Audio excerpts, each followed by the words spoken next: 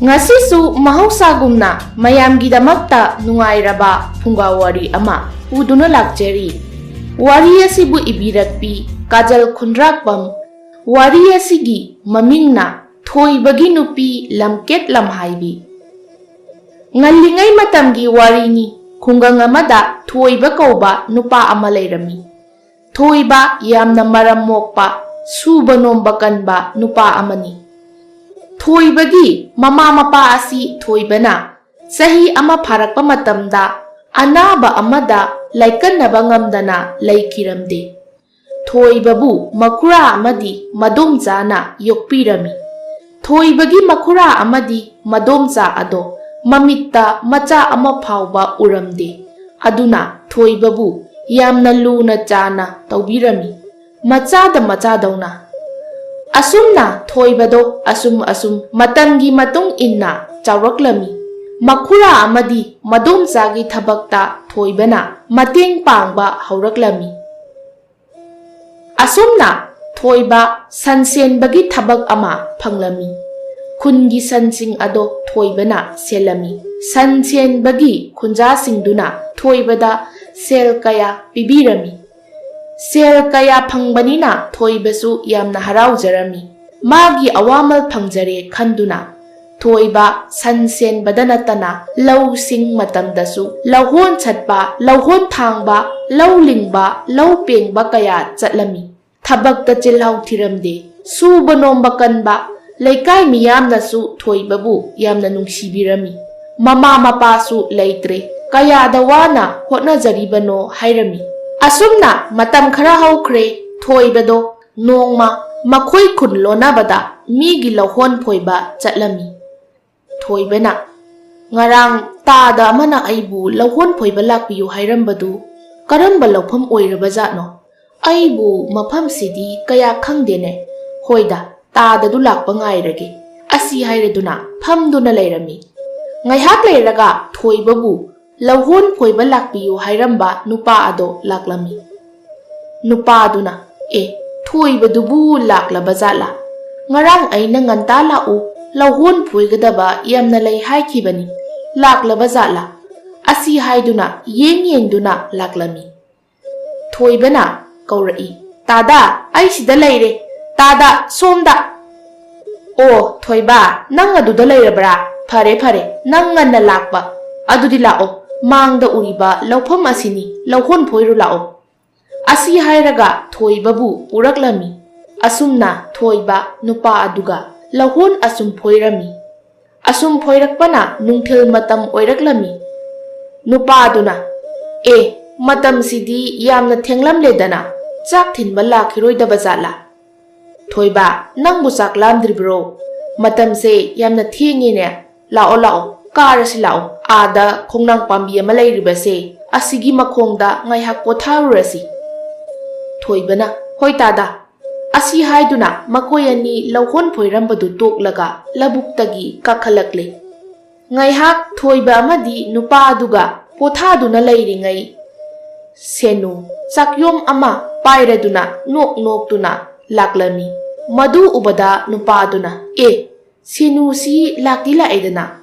Masigi angangse ngasaina chak thilakpa yarabani. Karigino haujikta thilaisibo. Numitsi kadai yaukrage khangdaba jatla. Masigi angangsima. Thoibana otada ada nupi ama laklibasira tadagi ichan hairibado. Hoi mani Thoiba. Asumna hainaringai senu makhoigi mana yaurai. Nupa aduna sauna senua nangbu ngasaidagi kari tauruge haiba numitse kadai yaurage yengu. Senu machin kanbi nupi macha amani. Mabungna asumna mangonda chairakpa sida sauna ngasaidagi lemna leiba nate. Nonganbadagi aisu wai amuk sit wai amuk tai sak amuk thong taurini. Khangdi khangdana yamna nganganu. Nupa adu sauningba amadi ikaibana loirami. Machan nupi senugi wangang aduda. Hoine nang thabak silamgani. Adu nangbu mi lauhon phukpa chatki haiba khanglibani. Kharangan na hugatlaga tauba yadra haibanida. Senu sauna o yare tajaningdre sakche saro. Asi haiduna sakyo madu piramaga ꯆꯥꯛꯁꯦ ꯆꯥꯔꯣ ꯑꯩ ꯑꯁ꯭ꯋꯥꯏꯗ ꯂꯩꯔꯨꯈꯤꯒꯦ ꯑꯁꯤ ꯍꯥꯏꯔꯝꯂꯒ ꯁꯦꯅꯨ ꯊꯣꯛꯈꯤꯔꯝꯃꯤ ꯊꯣꯏꯕ ꯅꯪ ꯁꯥꯎꯅꯨꯀꯣ ꯅꯆꯟꯁꯦ ꯑꯁꯨꯃꯥꯏꯅ ꯑꯗꯨꯝ ꯇꯧꯕꯅꯤ ꯊꯣꯏꯕꯅ ꯁꯥꯎꯗꯦꯗ ꯇꯥꯗ ꯑꯁꯤ ꯍꯥꯏꯗꯨꯅ ꯃꯈꯣꯏ ꯑꯅꯤ ꯄꯨꯟꯅ ꯆꯥꯛ ꯑꯗꯣ ꯆꯥꯃꯤꯟꯅꯔꯝꯃꯤ ꯑꯁꯨꯝꯅ ꯊꯣꯏꯕ ꯑꯃꯗꯤ ꯅꯨꯄꯥ ꯑꯅꯤ ꯑꯗꯣ ꯆꯥꯛ ꯇꯣꯛꯂꯗꯨꯅ ꯂꯧꯍꯣꯟ ꯑꯃꯨꯛ ꯐꯣꯏꯕ ꯍꯧꯔꯝꯃꯤ ꯁꯦꯅꯨꯁꯨ ꯊꯣꯏꯕꯒꯤ ꯏꯆꯝ ꯆꯝꯖꯕ ꯏꯄꯪ ꯄꯪꯖꯕ ꯑꯗꯨꯗ ꯊꯣꯏꯕꯁꯦ ꯁꯦꯅꯨꯅ ꯄꯥꯝꯂꯝꯃꯤ ꯑꯁꯨꯝꯅ ꯁꯦꯅꯨꯁꯨ ꯃꯌꯨꯝ ꯍꯟꯈ꯭ꯔꯦ ꯑꯁꯨꯝꯅ ꯂꯧꯍꯣꯟ ꯐꯣꯏꯕ ꯂꯣꯏꯔꯗꯨꯅ ꯃꯌꯨꯝ ꯍꯜꯂꯛꯂꯝꯃꯤ ꯊꯣꯏꯕ ꯉꯁꯥꯏ ꯁꯦꯅꯨꯒꯤ ꯃꯑꯣꯡ ꯃꯇꯧ ꯑꯗꯣ ꯎꯕꯗ ꯁꯦꯅꯨꯕꯨ ꯊꯣꯏꯕꯅꯁꯨ ꯅꯨꯡꯁꯤꯕ ꯐꯥꯎꯔꯝꯃꯤ ꯃꯇꯝ ꯈꯔ ꯍꯧꯈ꯭ꯔꯦ ꯊꯣꯏꯕꯁꯨ ꯅꯨꯄꯤ ꯑꯉꯥꯡ ꯊꯤꯕ ꯌꯥꯕ ꯃꯇꯥꯡ ꯑꯣꯏꯔꯛꯂꯝꯃꯤ ꯃꯗꯣꯝꯆꯥꯅ ꯏꯕꯨꯡꯉꯣ ꯊꯣꯏꯕ ꯅꯪꯕꯨ ꯅꯪꯒꯤ ꯈꯪꯅꯖꯕ ꯅꯨꯄꯤꯒ ꯂꯩꯕ꯭ꯔꯥ ꯂꯩꯔꯒꯅ ꯄꯨꯁꯤꯜꯂꯛꯑꯣꯗꯅ ꯊꯣꯏꯕ ꯏꯀꯥꯏꯅ ꯏꯗꯣꯝꯆꯥ ꯂꯩꯇꯦꯗ ꯑꯗꯣ ꯑꯩꯅ ꯄꯥꯝꯖꯕ ꯅꯨꯄꯤ ꯑꯃꯗꯤ ꯂꯩ ꯅꯨꯄꯤ ꯑꯗꯣ ꯑꯩꯅ ꯂꯧꯍꯣꯟ ꯐꯣꯏꯔꯨꯕ ꯇꯥꯗꯗꯣ ꯑꯗꯨꯒꯤ ꯃꯆꯟꯅꯨꯄꯤꯅꯤ ꯃꯗꯣꯝꯆꯥ ꯍꯔꯥꯎꯅ ꯑꯣ ꯑꯗꯨ ꯑꯣꯏꯔꯒꯅ ꯑꯩꯈꯣꯏ ꯍꯥꯏꯅꯕ ꯆꯠꯂꯣꯔꯣ ꯊꯣꯏꯕꯅ ꯍꯣꯏ ꯏꯗꯣꯝꯆꯥ ꯍꯣꯏꯅ ꯐꯒꯗꯕꯗꯣ ꯑꯗꯨꯝ ꯇꯧꯕꯤꯔꯣ ꯃꯗꯣꯝꯆꯥꯅ ꯍꯣꯏ ꯑꯗꯨꯗꯤ ꯑꯩ ꯅꯨꯄꯤꯗꯣ ꯍꯥꯏꯅꯕ ꯆꯠꯂꯒꯦꯀꯣ ꯑꯁꯤ ꯍꯥꯏꯔꯝꯗꯨꯅ ꯆꯠꯈꯤꯔꯝꯃꯤ ꯑꯁꯨꯝꯅ ꯊꯣꯏꯕꯒꯤ ꯃꯗꯣꯝꯆꯥꯅ ꯁꯦꯅꯨꯕꯨ ꯍꯥꯏꯕ ꯂꯥꯛꯂꯝꯃꯤ ꯁꯦꯅꯨꯗꯣ ꯍꯥꯟꯅꯅ ꯊꯣꯏꯕꯕꯨ ꯄꯥꯝꯅ ꯂꯩꯔꯝꯕꯒ ꯌꯥꯝꯅ ꯍꯔꯥꯎꯔꯝꯃꯤ ꯊꯣꯏꯕ ꯑꯃꯗꯤ ꯁꯦꯅꯨꯕꯨ ꯃꯌꯥꯝ ꯆꯪꯗꯨꯅ ꯂꯨꯍꯣꯡꯕꯤꯔꯝꯃꯤ ꯊꯣꯏꯕ ꯑꯣ ꯅꯨꯄꯤꯌꯥ ꯅꯪꯕꯨ ꯆꯥꯛꯇꯣ ꯂꯣꯏꯔꯕꯣ ꯑꯩ ꯊꯕꯛ ꯆꯠꯄ ꯊꯦꯡꯈ꯭ꯔꯅꯤꯅꯦ ꯁꯦꯅꯨ ꯑꯣ ꯂꯣꯏꯗ꯭ꯔꯤꯗ ꯀꯅꯥꯒꯤ ꯆꯥꯛꯅꯣ ꯅꯨꯄꯥ ꯅꯪ ꯉꯁꯤꯗꯤ ꯆꯥꯛꯇꯣ ꯆꯥꯗꯕꯤꯗ ꯆꯠꯂꯣꯕ ꯊꯣꯏꯕ ꯁꯥꯎꯅ ꯀꯔꯤꯅꯣ ꯅꯨꯄꯤꯌꯥ ꯅꯪꯕꯨ ꯊꯕꯛ ꯆꯠꯄꯗ ꯆꯥꯛꯄꯨ ꯆꯥꯗꯕꯤꯗ ꯆꯠꯂꯣ ꯍꯥꯏꯁꯤꯕꯨ ꯅꯪꯕꯨ ꯀꯔꯤꯅꯣ ꯍꯥ ꯍꯧꯔꯦꯟ ꯐꯥꯎꯕꯅꯤ ꯑꯩꯅ ꯊꯕꯛ ꯁꯨꯔꯨꯗꯧꯔꯤꯕꯁꯦ ꯁꯦꯅꯨ ꯑꯣ ꯑꯗꯣ ꯑꯩ ꯉꯝꯗ꯭ꯔꯦ ꯏꯃꯨꯡꯒꯤ ꯊꯕꯛ ꯃꯌꯥꯝꯁꯨ ꯇꯧ ꯅꯪꯒꯤ ꯊꯕꯛ ꯆꯠꯄ ꯅꯪꯅꯕ ꯆꯥꯛꯄꯨ ꯊꯣꯡꯒꯗ꯭ꯔꯥ ꯋꯥꯔꯦ ꯑꯩ ꯌꯨꯝꯗꯗꯤ ꯁꯨꯃꯥꯏꯅꯒ ꯇꯧꯖꯔꯛꯇꯦ ꯑꯁꯤ ꯍꯥꯏꯅ ꯁꯦꯅꯨꯗꯣ ꯀꯞꯁꯤꯟꯅꯔꯝꯃꯤ ꯊꯣꯏꯕ ꯈꯔ ꯇꯞꯊꯅ ꯅꯨꯄꯤꯌꯥ ꯑꯩꯅ ꯍꯥꯏꯕꯗꯤ ꯑꯩꯒꯤ ꯊꯕꯛ ꯆꯠꯄꯒꯤ ꯆꯥꯛꯁꯤꯈꯛ ꯅꯪꯅꯕ ꯊꯣꯡꯉꯣ ꯍꯥꯏꯕ ꯈꯛꯇꯅꯤ ꯅꯪ ꯑꯇꯣꯞꯄ ꯊꯕꯛ ꯑꯃꯠꯇꯁꯨ ꯇꯧꯗꯦ ꯏꯗꯣꯝꯆꯥꯅꯁꯨ ꯃꯇꯦꯡ ꯌꯥꯝꯅ ꯄꯥꯡꯂꯤꯕꯗꯨꯗꯤ ꯅꯪꯕꯨ ꯀꯌꯥꯝ ꯋꯥꯔꯒꯦꯅꯦ ꯑꯩꯅ ꯅꯪꯕꯨ ꯑꯁꯨꯛ ꯅꯨꯡꯉꯥꯏꯅ ꯊꯝꯂꯤꯕꯁꯤꯕꯨ ꯅꯪꯕꯨ ꯌꯥꯝꯅ ꯋꯥꯔꯕ꯭ꯔꯣ ꯆꯥꯛꯈꯛ ꯊꯣꯡꯕꯗ ꯑꯩꯅ ꯅꯪꯉꯣꯟꯗ ꯌꯥꯝꯅ ꯑꯣꯠꯄꯤꯕ ꯅꯩꯕꯤꯕꯒꯤ ꯃꯑꯣꯡꯗ ꯉꯥꯡꯒꯅꯨꯀꯣ ꯅꯨꯄꯤ ꯁꯦꯅꯨ ꯍꯣ ꯑꯩꯅ ꯍꯥꯏꯖꯕꯗꯤ ꯑꯩꯁꯨ ꯏꯪꯊꯝꯊꯥ ꯃꯇꯝꯅꯒ ꯑꯣꯏꯔꯦ ꯊꯕꯛ ꯈꯔ ꯇꯧꯕꯗ ꯃꯇꯝꯁꯦ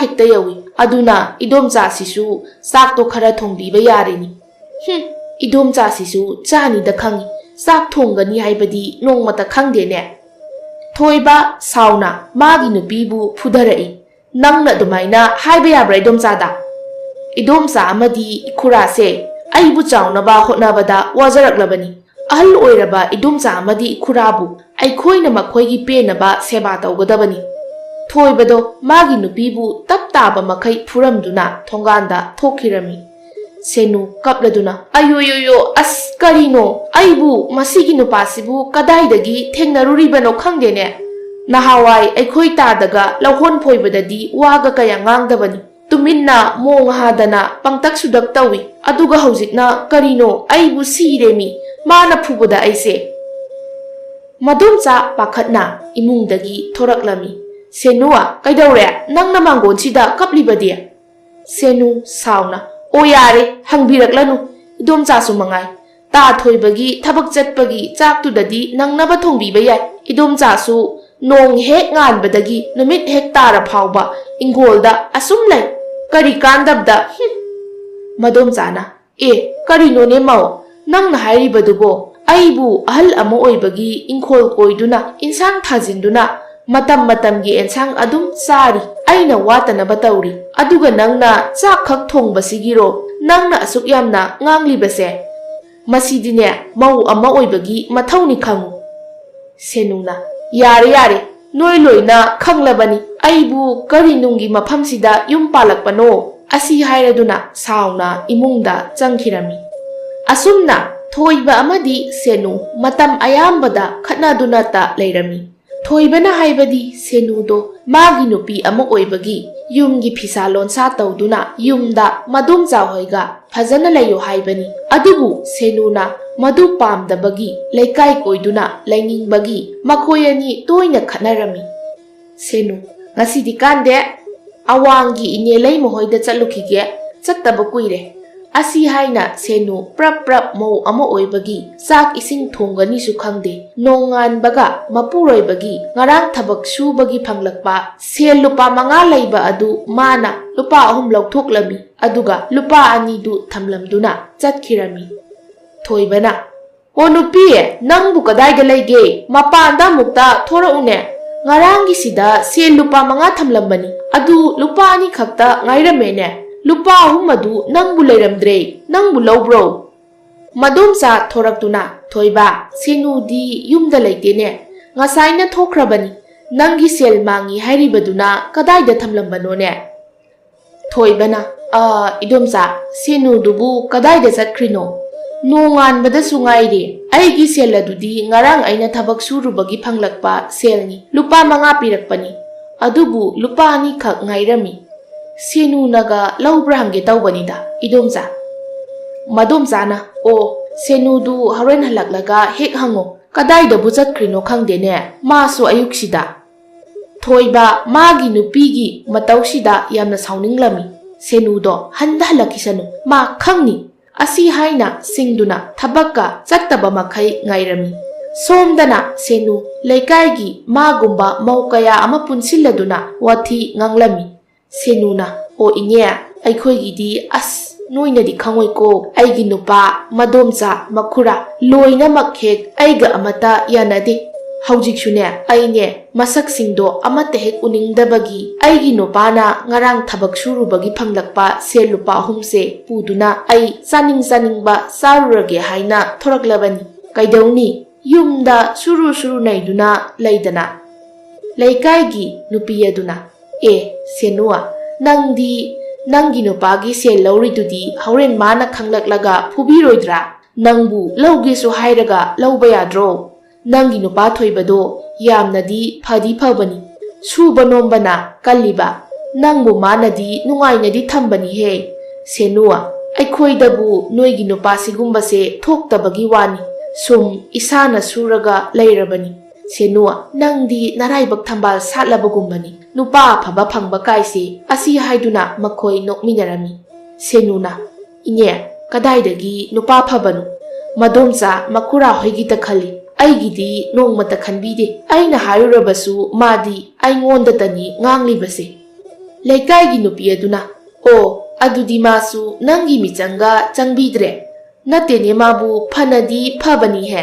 nangna aikhoiga sumpunbasida nangsu aikhoiga chapmanaredana Nangsu noi ayumdagi hana suningdaba adum tawre haida mina haibada Senu sauna kanana hairino inya mathau leitadana ngangnarini ine hoisu mina tamlakpa paw tabirunuda kai kandabda asi hairamduna Senu sauna chatkirami leikaigi mau mayamaduna is Senu se saukramalene aikhoina si hairubagi asi hainaduna noklami Senuna Kai kandabda miwangang nadana kanade sel sina pana matap ama saraga yumda amuk isaw languge asi haiduna aduwaida leiba potpham amada amuk phamduna achat awok singyengduna ngangduna noknaduna leithokle Senu ngaihak leiraga mayada pana matap ama saraduna isay ngangladuna laklami Thoiba Nupiya nang ngasaidagi kadaida chatloi Ngarang aina thabak subagi sel lupa manga pirakpani adu lupa ni khak ngaire nang lauthopra Senu sauna mapuroibagi wadu tabada nupa karino nangna hairibadubo aidi nangondagi sel laukhide Thoibana adudi nupiya sel du kanana lauriba nangna laudrabade Senu magi ngamnanaba khumlami o khangde ai khaktaro yumsida leiribasibo idomsa hoi khura hoi dasu hangu wasi tabada Thoibado sauna magi nupibu phurami Senu mapuroibana phubada kappa lauba hauraklami Thoibagi madomsa makhura ado maningda inkholda ensang thaduna leirambani ꯃꯃꯧ ꯅꯨꯄꯤ ꯁꯦꯅꯨꯅ ꯀꯞꯄꯒꯤ ꯃꯈꯣꯜ ꯇꯥꯕꯗ ꯄꯥꯈꯠꯅ ꯆꯦꯟꯊꯣꯔꯛꯏ꯫ ꯊꯣꯏꯕꯅ ꯁꯦꯅꯨ ꯐꯨꯔꯝꯕꯗꯨ ꯎꯕꯗ ꯈꯥꯝꯗꯣꯛꯏ꯫ ꯃꯈꯨꯔꯥꯅ ꯊꯣꯏꯕ ꯌꯥꯔꯦꯁꯦ ꯇꯣꯛꯑꯣ, ꯅꯪꯁꯨ ꯈꯔ ꯐꯨꯔꯕꯗꯤ, ꯏꯃꯧꯁꯤꯅ ꯀꯔꯤ ꯇꯧꯔꯝꯕꯒꯤꯅꯣ ꯅꯪꯅ ꯐꯨꯔꯤꯕꯁꯦ? ꯃꯗꯣꯝꯆꯥꯅ ꯊꯣꯏꯕ ꯌꯥꯔꯦꯁꯦ ꯇꯣꯛꯑꯣ, ꯂꯩꯀꯥꯏ ꯃꯤꯃꯥꯡꯗ ꯏꯀꯥꯏꯖꯩꯀꯣ, ꯈꯠꯅꯔꯒ ꯉꯥꯡꯅꯔꯒꯁꯨ ꯇꯞꯅ ꯉꯥꯡꯅꯧ, ꯀꯔꯤꯒꯤꯅꯣ ꯅꯨꯄꯤꯗ ꯐꯨꯔꯤꯕꯗꯨꯕꯣ?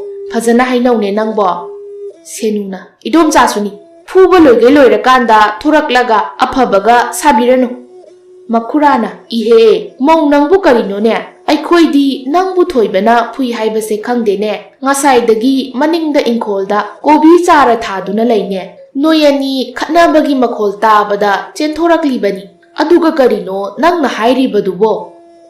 ꯊꯣꯏꯕꯅ ꯃꯁꯤꯒꯤ ꯅꯨꯄꯤꯁꯦ ꯑꯩꯁꯨ ꯃꯥꯕꯨ ꯌꯥꯝꯅ ꯐꯔꯝꯒꯅꯤ ꯍꯥꯏꯅ ꯂꯧꯔꯨꯕꯅꯤ, ꯑꯗꯨꯕꯨ ꯉꯁꯤ ꯃꯥꯅ ꯇꯧꯔꯤꯕ ꯃꯑꯣꯡ ꯃꯇꯧꯁꯤꯕꯨ ꯌꯥꯅꯤꯡꯂꯤꯕ꯭ꯔꯥ ꯍꯥꯏꯕ, ꯑꯁꯤ ꯍꯥꯏꯅ ꯊꯣꯏꯕꯗꯣ ꯁꯦꯅꯨꯗ ꯉꯥꯡꯂꯝꯃꯤ꯫ ꯁꯦꯅꯨꯅ ꯑꯣ ꯌꯥꯔꯦ ꯌꯥꯔꯦ, ꯑꯩꯅ ꯂꯥꯟꯕ ꯉꯥꯛꯇꯅꯤ, ꯌꯥꯔꯦ, ꯅꯣꯏ ꯀꯅꯥꯝꯇꯒ ꯑꯣꯟꯁꯟꯅꯕ ꯑꯩ ꯄꯥꯝꯗꯦ, ꯑꯩꯈꯣꯏꯗꯤ ꯃꯧ ꯐꯠꯇꯕꯤꯅꯤꯅ ꯑꯁꯤ ꯍꯥꯏꯔꯝꯗꯨꯅ ꯐꯨꯛ ꯍꯧꯒꯠꯇꯨꯅ ꯆꯪꯈꯤ꯫ ꯃꯗꯣꯝꯆꯥ ꯑꯃꯗꯤ ꯃꯈꯨꯔꯥꯅ ꯊꯣꯏꯕ ꯉꯥꯡꯕꯤꯔꯨꯔꯅꯨꯀꯣ, ꯑꯁꯤ ꯍꯥꯏꯔꯝꯂꯒ ꯃꯅꯤꯡꯗ ꯑꯦꯟꯁꯥꯡ ꯊꯥꯕ ꯆꯪꯈ꯭ꯔꯦ꯫ ꯊꯣꯏꯕꯁꯨ ꯀꯔꯤꯅꯨꯡꯒꯤ ꯃꯁꯤꯒꯤ ꯅꯨꯄꯤꯁꯦ ꯂꯧꯔꯨꯕꯅꯣ ꯍꯥꯏꯗꯨꯅ ꯁꯣꯟꯗꯨꯅ ꯂꯩꯍꯧꯏ꯫ ꯑꯁꯨꯝꯅ ꯅꯨꯃꯤꯗꯥꯡ ꯑꯁꯤꯁꯨ ꯁꯦꯅꯨꯗꯣ ꯆꯥꯛꯀ ꯆꯥꯅꯤꯡꯗꯦ ꯍꯥꯏꯗꯨꯅ ꯆꯥꯗꯅ ꯇꯨꯝꯈꯤꯔꯝꯃꯤ꯫ ꯊꯣꯏꯕꯅ ꯆꯥꯛꯇꯣ ꯆꯥꯎ ꯍꯥꯏꯔꯕꯁꯨ ꯁꯦꯅꯨꯅ ꯆꯥꯅꯤꯡꯗꯦ ꯍꯥꯏꯗꯨꯅ ꯌꯥꯗꯕꯗꯒꯤ ꯊꯣꯏꯕ, ꯃꯗꯣꯝꯆꯥ ꯑꯃꯗꯤ ꯃꯈꯨꯔꯥ ꯃꯈꯣꯏꯁꯨ ꯆꯥꯛꯇꯣ ꯈꯔ ꯆꯥꯔꯒ ꯆꯥꯅꯤꯡꯗ꯭ꯔꯦ ꯍꯥꯏꯗꯨꯅ ꯂꯣꯏꯅ ꯍꯧꯒꯠꯅꯈꯤ꯫ ꯑꯁꯨꯝ ꯇꯧꯗꯨꯅ ꯅꯣꯡ ꯉꯥꯜꯂꯛꯂꯝꯃꯤ꯫ ꯅꯣꯡ ꯉꯥꯜꯂꯕꯅꯤꯅ ꯊꯣꯏꯕꯒꯤ ꯃꯗꯣꯝꯆꯥꯗꯨꯅ ꯁꯨꯃꯥꯡ ꯊꯦꯂꯣꯡ ꯋꯥꯏꯁꯤꯠ ꯋꯥꯏꯔꯝ ꯇꯧꯗꯨꯅ ꯏꯔꯨꯖꯔꯝꯃꯤ꯫ ꯂꯣꯏꯔꯒ ꯂꯥꯏꯙꯨꯛ ꯊꯥꯎꯃꯩ ꯊꯥꯔꯝꯃꯤ꯫ ꯂꯣꯏꯔꯒ ꯊꯣꯏꯕꯒꯤ ꯊꯕꯛ ꯆꯠꯄ ꯅꯪꯅꯕ ꯆꯥꯛ ꯊꯣꯡꯒꯦ ꯍꯥꯏꯗꯨꯅ ꯇꯧꯔꯝꯃꯤ꯫ ꯏꯪꯈꯣꯜꯗꯒꯤ ꯍꯪꯒꯥꯝ ꯈꯔ ꯍꯦꯛꯇꯨꯅ ꯄꯨꯈ꯭ꯔꯤꯗ ꯆꯥꯃꯨꯔꯦ, ꯑꯗꯨꯒ ꯆꯥꯛꯈꯨꯝ ꯆꯪꯗꯨꯅ ꯆꯥꯛ ꯊꯣꯡꯂꯝꯃꯤ꯫ ꯉꯥꯏꯍꯥꯛ ꯂꯩꯔꯒ ꯊꯣꯏꯕꯁꯨ ꯃꯃꯥꯟꯅꯕ ꯑꯃ ꯎꯅꯔꯨꯔꯒ ꯌꯨꯝꯗ ꯊꯕꯛ ꯆꯠꯄ ꯅꯪꯅꯕ ꯍꯟꯖꯤꯜꯂꯛꯂꯝꯃꯤ꯫ ꯊꯣꯏꯕ 이스 ꯃꯇꯝꯁꯤꯗꯤ ꯌꯥꯝꯅ ꯊꯦꯡꯈ꯭ꯔꯦꯗ ꯇꯧꯔꯤꯁꯦ, ꯑꯩꯕꯨ ꯁꯦꯅꯨꯗꯨꯕꯨ ꯊꯕꯛ ꯆꯠꯄꯒꯤ ꯆꯥꯛ ꯂꯣꯏꯈ꯭ꯔꯕ ꯖꯥꯠꯂꯥ? ꯑꯁꯤ ꯍꯥꯏꯗꯨꯅ ꯁꯦꯅꯨꯕꯨ ꯀꯧꯔꯛꯏ꯫ ꯁꯦꯅꯨ, ꯁꯦꯅꯨ ꯅꯪꯕꯨ ꯇꯥꯕ꯭ꯔꯣ? ꯆꯥꯛ ꯂꯣꯏꯔꯕꯣ? ꯑꯩ ꯊꯦꯡꯉꯦꯅꯦ, ꯄꯨꯊꯣꯔꯛꯑꯣ꯫ ꯑꯋꯥꯡꯂꯣꯝꯗꯒꯤ ꯇꯥꯗꯅ ꯍꯥꯏꯔꯝꯕꯅꯤ, ꯃꯥꯒꯤ ꯌꯨꯝꯒꯤ ꯐꯛꯂꯥꯡ ꯋꯥꯏ ꯇꯩꯕ ꯑꯗꯣ ꯉꯥꯏꯍꯥꯛꯇ ꯂꯥꯛꯑꯣ ꯍꯥꯏꯕꯅꯤ꯫ ꯊꯦꯡꯉꯕꯗꯤ ꯁꯥꯎꯔꯅꯤꯅꯦ ꯅꯪꯕꯣ, ꯄꯨꯊꯣꯔꯛꯎꯅꯦ ꯆꯥꯛꯇꯣ꯫ ꯃꯗꯣꯝꯆꯥꯅ ꯑꯣ ꯂꯣꯏꯔꯦ ꯂꯣꯏꯔꯦ ꯏꯕꯨꯡꯉꯣ, ꯅꯪ ꯊꯕꯛ ꯆꯠꯄ ꯅꯪꯅꯕ ꯍꯥꯏꯗꯅ ꯑꯩꯅ ꯉꯁꯥꯏꯅ ꯆꯥꯛ ꯑꯁꯦ ꯂꯣꯏꯗꯨꯅ ꯂꯩꯔꯕꯅꯤ, ꯂꯥꯛꯑꯣ ꯂꯥꯛꯑꯣ ꯆꯥꯔꯨ ꯂꯥꯛꯑꯣ, ꯑꯩꯅ ꯊꯤꯗꯣꯛꯂꯒ ꯊꯝꯕꯤꯔꯕꯅꯤ꯫ ꯊꯣꯏꯕꯅ ꯏꯗꯣꯝꯆꯥ ꯁꯦꯅꯨꯗꯤ ꯀꯗꯥꯏ ꯂꯩꯈ꯭ꯔꯒꯦ? ꯃꯗꯣꯝꯆꯥꯅ ꯑꯣ ꯁꯦꯅꯨꯗꯣ ꯃꯁꯥ ꯉꯝꯗ꯭ꯔꯕ꯭ꯔꯥ ꯈꯪꯗꯦꯅꯦ, ꯍꯧꯖꯤꯛ ꯐꯥꯎꯕ ꯍꯧꯒꯠꯂꯛꯇꯦ꯫ ꯊꯣꯏꯕ ꯁꯥꯎꯅ 이스 ꯀꯔꯤꯒꯤ ꯃꯥꯗꯤ ꯍꯧꯖꯤꯛ ꯐꯥꯎꯕ ꯇꯨꯝꯃꯤꯕ, ꯅꯨꯃꯤꯠꯅ ꯋꯥꯇꯣꯟ ꯌꯧꯔꯀꯥꯟꯁꯤꯗ? ꯏꯗꯣꯝꯆꯥ ꯑꯩ ꯃꯁꯤꯒꯤ ꯅꯨꯄꯤꯁꯦ ꯀꯃꯥꯏꯅ ꯇꯧꯗꯣꯏꯅꯣ ꯈꯪꯗ꯭ꯔꯦꯗ, ꯉꯥꯡꯕꯁꯨ ꯂꯧꯗꯦ ꯈꯪꯗ꯭ꯔꯦꯗ꯫ ꯃꯗꯣꯝꯆꯥꯅ ꯏꯕꯨꯡꯉꯣ ꯌꯦꯡꯉꯣ, ꯃꯥꯁꯨ ꯋꯥꯈꯜ ꯃꯥꯏꯅ ꯇꯥꯖꯔꯛꯆꯅꯤ, ꯀꯔꯤꯝꯇ ꯈꯜꯂꯨꯔꯅꯨ, ꯑꯗꯨꯒꯤ ꯁꯔꯨꯛ ꯅꯪꯒꯤ ꯆꯠꯀꯗꯕ ꯊꯕꯛꯇꯣ ꯊꯦꯡꯈꯤꯅꯤ, ꯆꯥꯛꯇꯣ ꯆꯥꯊꯣꯛꯑꯣ ꯑꯗꯨꯒ ꯆꯠꯂꯣꯀꯣ꯫ ꯑꯁꯨꯝꯅ ꯍꯥꯏꯅꯗꯨꯅ ꯊꯣꯏꯕꯁꯨ ꯊꯕꯛ ꯆꯠꯈꯤꯔꯝꯃꯤ꯫ ꯊꯣꯏꯕꯒꯤ ꯃꯗꯣꯝꯆꯥꯁꯨ ꯆꯥꯛꯈꯨꯝꯗ ꯆꯪꯈꯤ꯫ ꯅꯨꯃꯤꯠꯁꯨ ꯑꯁꯨꯝ ꯊꯦꯡꯖꯤꯜꯂꯛꯂꯝꯃꯤ꯫ ꯁꯦꯅꯨ ꯇꯨꯝꯕ ꯌꯥꯕ ꯇꯨꯝꯃꯨꯔꯒ ꯉꯔꯥꯡ ꯅꯨꯃꯤꯗꯥꯡꯁꯨ ꯆꯥꯛ ꯆꯥꯗꯕꯒꯤ ꯃꯕꯨꯛꯇ ꯀꯔꯤꯝꯇ ꯌꯥꯎꯗ꯭ꯔꯕꯅꯤꯅ ꯆꯥꯛ ꯂꯥꯝꯂꯛꯂꯝꯃꯤ꯫ ꯑꯗꯨꯅ ꯀꯨꯏꯅ ꯇꯨꯝꯁꯤꯟꯕꯗꯨ ꯌꯥꯗ꯭ꯔꯗꯨꯅ ꯍꯧꯒꯠꯂꯛꯏ꯫ ꯁꯦꯅꯨ 이스 ꯃꯇꯝꯁꯤꯗꯤ ꯌꯧꯈ꯭ꯔ ꯃꯥꯜꯂꯦꯅꯦ, ꯑꯩꯗꯤ ꯑꯣꯟꯊꯣꯛ ꯐꯖꯅ ꯇꯨꯝꯃꯨꯔꯦꯗꯅ, ꯉꯔꯥꯡ ꯅꯨꯃꯤꯗꯥꯡꯁꯨ ꯆꯥꯛ ꯆꯥꯗꯕꯅꯤꯅ ꯄꯨꯛꯁꯨ ꯀꯔꯤꯃꯠꯇ ꯍꯦꯛ ꯌꯥꯎꯗ꯭ꯔꯤ, ꯑꯩꯈꯣꯏ ꯅꯨꯄꯥꯁꯨ ꯊꯕꯛ ꯆꯠꯈ꯭ꯔꯕꯅꯤꯅ ꯐꯔꯦ, 이돔ꯆꯥꯅ ꯆꯥꯛ ꯂꯣꯏꯔꯦ ꯍꯥꯏꯅ ꯍꯥꯏꯈꯤꯕꯅꯤꯁꯦ ꯉꯁꯥꯏꯗꯣ, ꯑꯗꯨꯅ ꯑꯩ ꯍꯧꯖꯤꯛ ꯅꯥꯁꯟꯅꯔꯒꯦ, ꯑꯗꯨꯒ ꯆꯥꯛꯇꯣ ꯆꯥꯕ ꯌꯥꯅꯕ, ꯅꯥꯔꯦ ꯍꯥꯏꯔꯗꯤ 이돔ꯆꯥꯁꯨ ꯑꯩꯕꯨ ꯍꯔꯥꯎ ꯍꯔꯥꯎ ꯇꯧꯕꯤꯔꯅꯤ, ꯑꯁꯤ ꯈꯟꯗꯨꯅ ꯃꯗꯣꯝꯆꯥꯕꯨ ꯀꯧꯗꯨꯅ ꯆꯪꯂꯛꯏ꯫ ꯃꯗꯣꯝꯆꯥꯅ ꯑꯣ ꯁꯦꯅꯨ ꯀꯩꯗꯧꯔꯒꯦ, 이돔ꯆꯥ ꯂꯥꯛꯑꯦ ꯂꯥꯛꯑꯦ, ꯑꯁꯤ ꯍꯥꯏꯗꯨꯅ ꯃꯅꯤꯡꯗ ꯏꯪꯈꯣꯜ ꯁꯨꯔꯝꯕꯗꯣ ꯄ꯭ꯔꯞ ꯄ꯭ꯔꯞ ꯆꯦꯟꯊꯣꯔꯛꯂꯝꯃꯤ꯫ ꯑꯗꯨꯒ ꯀꯩꯗꯧꯔꯦ ꯃꯧ, ꯅꯁꯥ ꯉꯝꯗ꯭ꯔꯕꯣ ꯅꯪꯕꯣ? ꯁꯦꯅꯨꯅ 이돔ꯆꯥ ꯑꯩ ꯀꯣꯛꯁꯤ ꯉꯥꯎꯗꯅ ꯅꯣꯡ ꯉꯥꯟꯕꯁꯨ ꯈꯪꯍꯧꯗ꯭ꯔꯦ, ꯅꯨꯃꯤꯠꯁꯤꯁꯨ ꯌꯧꯗꯨꯅ ꯂꯩꯔꯝꯃꯦ, ꯅꯨꯃꯤꯗꯥꯡꯁꯨ ꯆꯥꯛꯁꯨ ꯆꯥꯗ꯭ꯔꯕꯅꯤꯅ ꯆꯥꯛꯁꯨ ꯌꯥꯝꯅ ꯂꯥꯝꯃꯤ, ꯑꯗꯨꯅ 이돔ꯆꯥ ꯑꯩ ꯆꯥꯛ ꯈꯔ ꯆꯥꯒꯦ, ꯑꯗꯨꯒ ꯏꯁꯥꯁꯦ ꯈꯔ ꯐꯕ꯭ꯔꯥ ꯑꯃꯨꯛ ꯌꯦꯡꯒꯦ꯫ Madomchana, haima, nangbu ngarang sak chaw haibadi yadidu nangsu. Hoi phare phare, ai chak to lauthok lukhige leiramuko. Senuna, idomcha sisu aina haibadi yari potni ne. Ai shuba, aina tanmanba sidani, aduga aina amuk achumba saduna ngangineba. Asi haiduna matomta nokjarami. Ngaihak leiraga madomchado hangam thongba ama yumchak singju ama tawduna mataida ukabi ayaiba amasu hablai. Madu ubada senudi chak amukka hena lamlami. Madomchana senua se charo charo asi haiduna chakto thamlami. Senuna hoi domcha ngarangdagi chak charaktabaga yamna lami. Asi haiduna chak ado loina hek chathoklami. Loiraga makok ngaubadu phatre haiduna imungda changki. Madomchana masigi mausibu kari mauno ne makok ngaubaga susari chak lam khai lamlaga nate aina haibadi masana chabagi kon si phaudi phengba yari bani hek phengdana changki aibu imau laklaga imaugi mapal charani khaluba aina oina imaugi seba tawbi leire asi haiduna ngangduna kon ado phenglami. Asumna numit kharani haukre senu nungaibada mapa leitre nasanaduna thabak leithokduna leirami. Thoiba wakhal ama khanduna leirami. Ngasidi magi nupise wakhal khara tanaba magi thaurang ama sillage khalami. Madudi senubu wakhal taraknaba mana senubu miraiba haurage. Aduga hayeng mana wakhal taraklaba matamda amuk luna nungsina tawbirage khanduna thoiba senubu miraiba nungsidaba haurakle. Senuna nupa haurendi nangna halakpada ngakijau ayaibado khara hek leirau ai chaningeba. Thoibana nupiya adubu kaino nang hauren kaithen masadagi leiruro ai thabak satpasida yam pharak tarani yararoi. Senu is karino nupa nangbo aina nong phadok chaninge haibani toina haibasu nate masida yararoi ka hairidubo nate nupa nangise aingonda khatnaba hauriraba. Thoiba sauna karino nupiya nangbu ngaurabo yararoi di yararoi nangna asuk yamna chagat nganglibase karigino mina thabak engkhang chatlamdai sida chatluada. Senuna is aigi ipuroibase karino ne hadak maraksibu idomcha phabi ama leirisina loina hek aigi nupase aiga yanadanaba tawkhrabra khangde ai sum sauning laktoreda asi hairamduna sauna imungda changkirami. Thoibasu magi nupibu khara khanghange khanduna magi nupina haiba wa amata hek tadaba makhai leirami. Asumna matam khara haukre nongma senu asi kaithelda mana chaningba nga ado leige haiduna kaithelda laklami. Mapuroiba thoibanasu mana haiba wa amata tabidrabanina masu talladuna masana chaningba ensang ado leiraga charage khanduna laglibani. Asumna senu kaithel aduda asum changlaktuna nga yonpham aduda mana pamliba orom ado leige haiduna khanduna leirami. Ngaihak asum nga khanduna leiringai magi manakta nupi anikhak wari sanai. Asumna oibema nangdi handak nupa aphaba ama khangnai hai chumbro.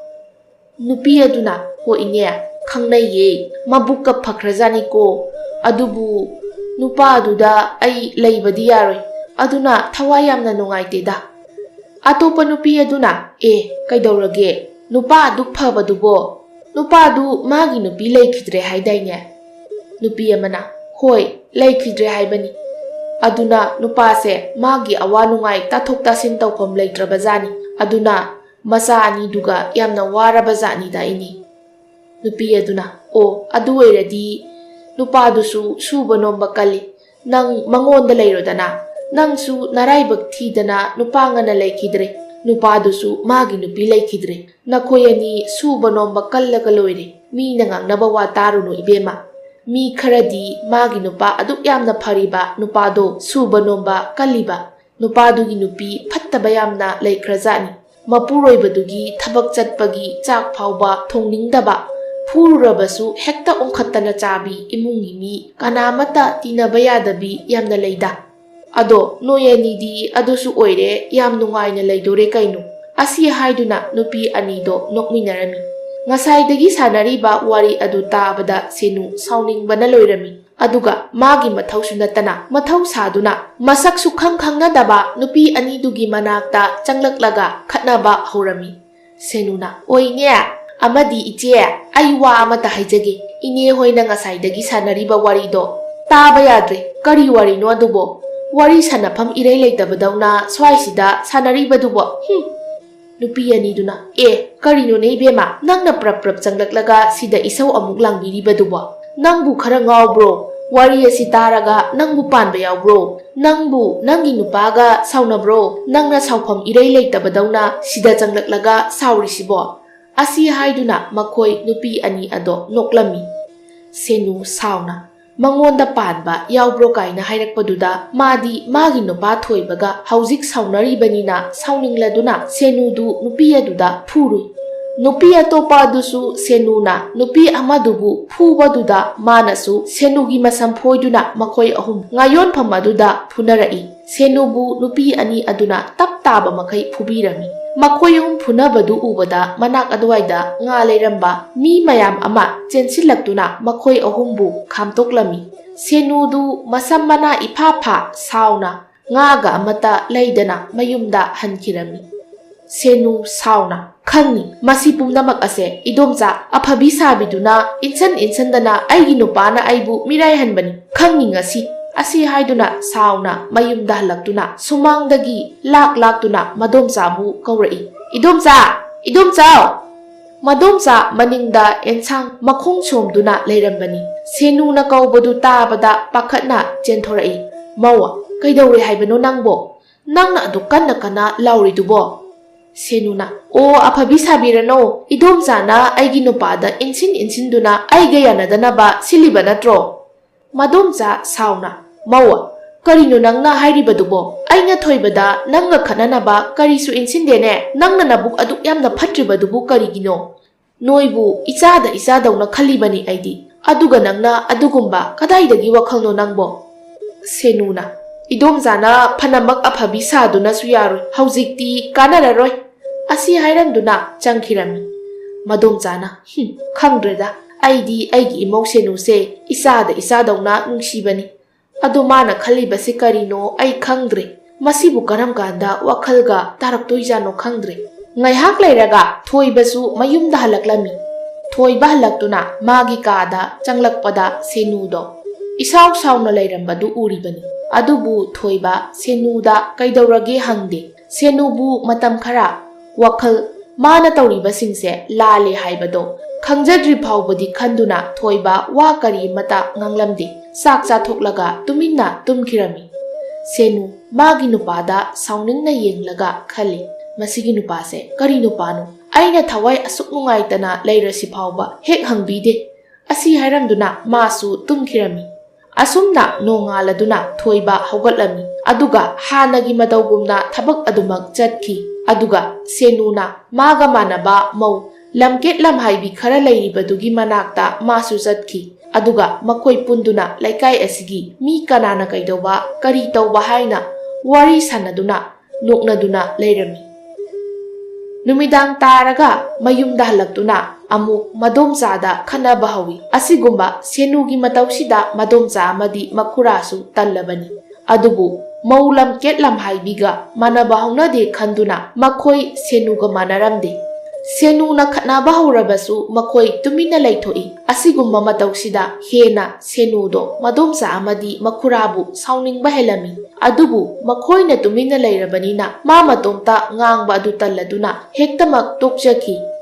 Asumna senubu magi mapuroiba amadi madomcha makurana karimata haibidabadagi leikaida senudo makoi imungsi phattaba miga leiminarabanina yamna ware haiduna ayamba matamda leikaida koiduna leirami. Senuga puliba nupi singsu makoi gi imungda tinaba yadaba ngaktani. Senuga chap manai. Makoi masen makoi gi wari linaduna amana amabu thaugatnaduna leinei. Asumna matam khara hauki. Sahi amagi amuktang lakba ningol chakaubasu laklami. Senu su manaw nupana chakaubagi pau haiba laklami. Senu su chattoini haiduna ke mauba haurami. Mapamda punaba pochaisu magi nupa thoibana sel oina piraki. Senusu selsing ado loksinduna magi apamba pochei leiraduna kethaduna chatke khalami.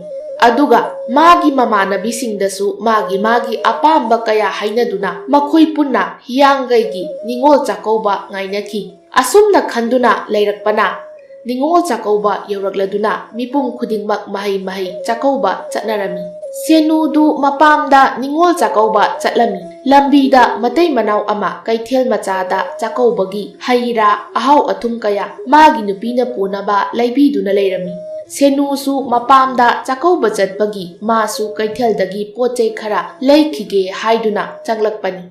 Nupaduna nupiya nangbu yaradrane kharaga leikhisinya hauren nangbu yamna puraklaga nangna kitang purakpado ikainine. Nupiya duna nupa yaranida asuk yamna leirasibo hauren ai mai kaisu choparoi nangna asuk yamna leibirasidi nangna aibu nungsina luna taubirisina yazareda chakaubagi poti nangna nahandagi leirakpana asuk yamlasibo ai pubaga ngamlaroida horen asi haiduna harauna nokminaduna chatki. Nupaduna hoi pharese nang thengkhrani thinbirage lao asi haiduna chatminaki. Masi ubada senudo mathamoida yamna nungairamde masu magi nupa thoibana asumna tawbiradi khalaklami. Adubu mamangda mana magi mapuroiba thoibabu thawoibidaba thabak chatpagi chak phauba thongbidaba kaya asi ningsingluraga ngasidi senu matomta yamna nungaitaba poklami. Senusu pochei khara leiraduna mapamda lakle. Mamana thonganda senubu oklami aduga makhoi changminarakle. Mamana ibema senu nangbu thoibana thilakradi kaidaure mabu ngasi chakauba numitchida thabak chatkibro. Senu ikaina mana mayumda tauribasingdudi mama hoidi khangdabanina senuna hairei. Ima aina yarani ai khongna asum chatkhraye haiduna ithanda laklabani. Mamana hoi adubu oirabadi pharese lao aina ngasaina chak loirabani charurasi nanaw nupanasu nangbu ngairibani. Asi hairaduna makhoi punna harau chak chaminaduna loiraga senu ngasai kaithel-dagi leirakpa hai ado chaminarami. Numidang wairam oiraduna senu mayumda halaklami. Thoibadu ingkholgi sambal tekpadu semjinduna leirami. Ngasidi senudo nahan khaiga manade. Ngasidi mau ama oibagi waisit wairam tauduna sandhyaya changbagi dukkatpa thoraklami. Adu ubada madomchado ngaklami. Madomchana asibu senu natro kaino madi ngasidi laidukka kaline mabu wakhal taraba zatla wakhal bu tarabadi aidi nungai khranidako asi haina murum soli. Senu laidukkat paloiduna madomchabu kaurai. Idomcha ngasidagidi aikhoi punna chaminarasi ai idomcha na yadaba amata tawjararoi ai idomchabu aigi inempokni haina khanjarage asi haiduna khurumi. Madomchana senua aduni mau haisidi adumna wakhal tana leigadabani napuroibagi seba ningthina tawduna leigadabani nangbu idomchanasu aigi ichaningol makni khanduna nungsiribanine asi haiduna nungsina konbirami. Asumna makhoi harau sak thongminarami. Nahan makhai tawdaba mawung ama ubaduda thoiba yamna ngakna khalami. Thoiba karinone ngasisibo aigi nupi senusi wakhal taraba zatla idomchaga chaka thongminarami sibo asi haina khanduna thoibana idomcha chak loirabo ai charage. Madomchana hoi loire ibungo ngasidi senuna thongi. Senu se wakhal tarabani nangi chak thirage ibungo. Senu mapuroiba thoibada hairami ai lankre aina nahan makhai tawribasingdo ngasidagi hanagumna aikhoi punna nungsinana laiminarasi. Makhura dusu chak chaba changlaklami. Senuna khura ai lankre namaubu ngakpiyu asi haiduna khurumi. Thoibana nupiya nangna sumna wakhal tarakpa mikupsibuni aina ngairibase asi haiduna makhoi punna harauna chak chaminarami. Nongaladuna senu mau oibagi thabak pumba tawraduna leirami. Hanagi miwangangba lamket lamhaibi mau adu oidre asumna senu wakhal tana leiduna mapuroiba amadi madomcha makhura leikaigi mau singa loinaduna harauna nungaina panki.